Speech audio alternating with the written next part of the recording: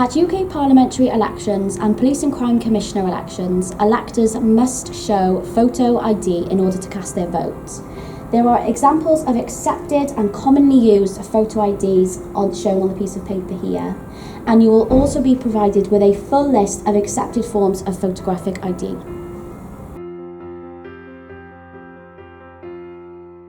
When the elector presents their photo ID, there are two things you must check. The first one is that the name correlates to the exact name shown on the electoral register. And the second thing you must check is that the photo is of true likeness to the elector standing in front of you on polling day. There are two things that you do not need to check on photo ID. If you are provided with photo identification that has an address, you do not need to check that this matches the electoral register. The second thing that you do not need to check is that the date of the photo identification has expired.